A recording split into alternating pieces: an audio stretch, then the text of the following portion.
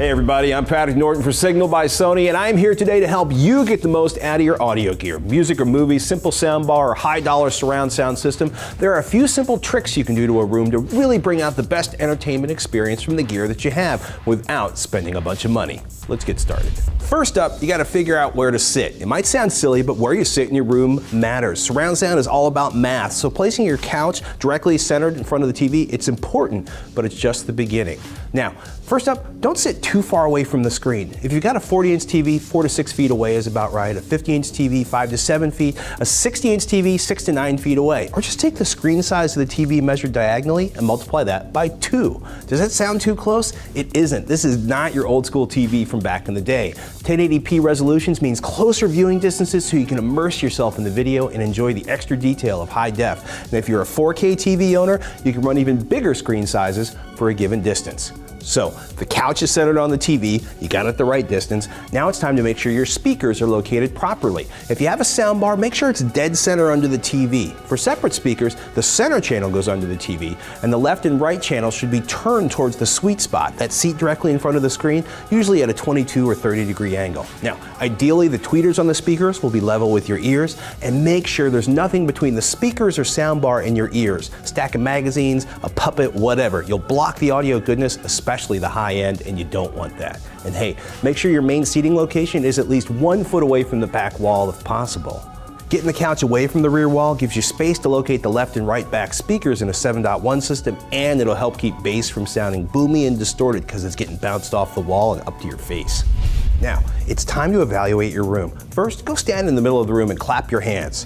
Did you hear an echo, what they call a slapback or a crazy sort of reflective noise? If you did, chances are you've got a lot of bare sheetrock walls or a bunch of glass windows. Look, in any room, sound is all about what we call reflections. It bounces and reflects around the room off all the hard surfaces, walls, floors, ceilings. Everything in your room impacts how the sound travels, and it can really mess up your audio experience. Too much echo, it's bad. So the most common thing to help combat unwanted reflection or to kill that echo is to place sound absorption material or hard staggered objects to deflect the sound in different directions. Now, you can spend a lot of money on room tuning kits and foam and special stuff like that, but if you got a lot of echo, keep it simple. You just need to add some sound absorbing material. Sound fancy? Nah, just get curtains for the windows with that big glass sliding door, hang in art or other objects that'll disperse the audio around the room, staggered books of different sizes or objects on a shelf, they can all prevent those really nasty echoes. And don't forget the floor. Experiment with an area rug, it can make a huge difference.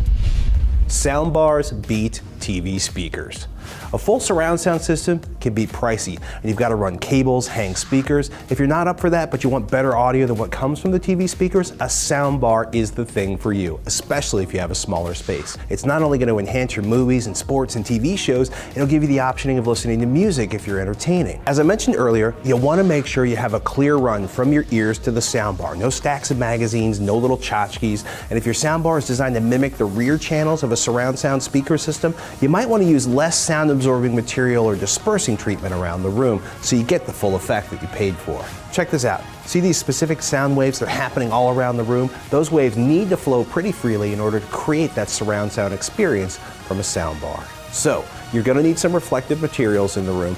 And just remember, a completely reflective room is just as bad as a completely absorbative room. You need a balance to make the audio sound its best. Don't forget the subwoofer. Did a subwoofer come with your surround sound system or your sound bar? Excellent. It's going to give low-end audio, whether it's bass from a band or the thud of an explosion, the low-end oomph that sounds amazing. Now, placing a subwoofer in the corner, it usually increases the bass output, but more bass doesn't necessarily mean bass that actually sounds good to your ears. Here's a really cool installer trick. Try placing the subwoofer at or very near the main listening spot. Now play a music track with constant bass or a good steady beat. Now, once you got it going, move around the room until you figure out where the bass is the most deep, not too boomy, not too distorted, but sounds best. Once you've figured that location, that's where the subwoofer should be located. Hopefully not, say, in the middle of the coffee table. You might not be able to put it where the bass sounds perfect. Hopefully right now your speakers sound amazing. I hope these tips have been helpful. I'll see you next time. I'm Patrick Norton for Signal by Sony.